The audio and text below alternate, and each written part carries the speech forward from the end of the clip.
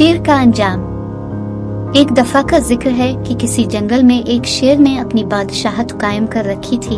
वो जिस जानवर को भी हुक्म देता तो वो जानवर फौरन इसका हुक्म बजा लाता, और अगर कोई जानवर उसकी हुक्म उदूली करता तो उसकी शामत आ जाती। शेर उसे मार मार कर आदमुआ कर देता और दूसरे जानवर ये सब कुछ करीब से देखते रहते।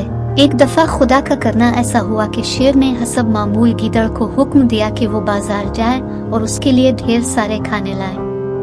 अगरचे गीदड़ के लिए ऐसा करना अगर नामुमकिन नहीं तो मुश्किल जरूर था, मगर गीदड़ ने शेर के गुस्सा को भांपते हुए देखा और फौरन बाजार निकल गया ताकि बादशाह के लिए खाना पीना ला सके। मगर उसे इस वक्त सख्त हैरानी हुई जब गीदड़ खाली हाथों बादशाह की खिदमत में हाजिर हुआ और इसे तमाम बिपता सुनाई कि इसने सारा शहर छान मारा मगर उसे शेर के लिए कहीं से भी खातिर खा खाना ना मिल सका। बस फिर क्या था, शेर पीछे पीछे और गीदड़ आगे आगे। अगरचे गीदड़ शेर के शिकंजे में तो ना आ सका, ताहम वो इतनी दूर निकल गया कि शेर की पहुंच से बहुत आगे चला गया। बादशाह शेर जब थक हार गया तो इसने वापस जंगल जाने का फैसला किया। दूसरी तरफ गीदड़ ने अल्लाह से दुआ की कि अल्लाह मैं दूसरे जानवरों की तरह कमजोर और नातवा हूँ, अपनी कुदरत से शेर को ऐसा मजा चखा कि वो किसी दूसरे जानवर पर ना तो हमला कर सके और ना ही इसे कोई हुक्म दे सके। दूसरी तरफ एक बार फिर आदत से मजबूर होकर शेर ने लोमड़ी से कहा कि वो इसके बच्चों की निगहदाश्त करे और एक साफ बर्तन में इसके बच्चों के लिए दूध लेकर आए।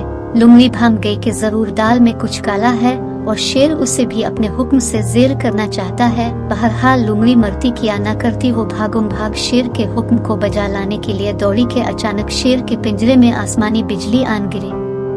शेर के बच्चे भी इस आसमानी बिजली से सहम गए, जबकि शेर बारी तरह जख्मी हुआ। इसके बच्चे भी डर के मारे आदेर अलिफादेर भटकने लगे। यह अल्लाह का हुक्म था कि इसने दूसरे जानवरों की बद्दुआएं ली और शेर से इंतकाम ले लिया, क्योंकि शेर अपने आप को मुख्तार कर समझ बैठा था। वो समझता था कि वो जंगल के दीगर जानवरों को भी जब हुक्म देगा वो इसे पूरा करेंगे, मगर मशियत इज़्ज़ती के सामने किसी का बस नहीं चलता। बहरहाल जब जंगल के दूसरे जानवरों ने शेर और उसके बच्चों का यह बारा हाल देखा तो खुशी से फूले नहीं समाये। सब जानवरों ने अल्लाह का शुक्र अदा किया जिसकी कुदरत ने शेर को बादशाहत से निकाल बाहर किया। तमाम जानवर बहुत खुश थे और शेर का हश्र देखकर खुशी और मसरत के मिले जले जज्बात से लबरेज हो गए। अब शेर को अपनी गलती का एहसास हुआ कि वो नाहक दूसरे जानवरों पर अपना रोब जता रहा था। शेर और उसके बच्चों ने गरजदार आवाज में अल्लाह का शुक्र अदा किया और इससे अपने किए की मुआफी मांगी। अल्लाह रहीम व करीम है, इसने शेर पर भी करम किया और आहिस्ता आहिस्ता शेर तंदुरुस्त होता चला गया। अब शेर को अपनी गलती का एहसास हो चुका था। उसने एक महफिल सजाई जिसमें जंगल के तमाम जानवरों को मदऊ किया। शेर ने उन सब से मुआफी मांगी और उनसे वदा किया कि आइंदा वो किसी जानवर पर जुल्म नहीं ढाएगा। इसके साथ ही अक्ल बर्खास्त हुई और तमाम जानवर अपने अपने ठिकानों पर जाकर सो गए। प्यारे बच्चों, इस कहानी से हमें यह सबक मिलता है कि गुरूर का सर नीचा होता है, इसलिए हर वक्त अल्लाह से डरते रहना चाहिए।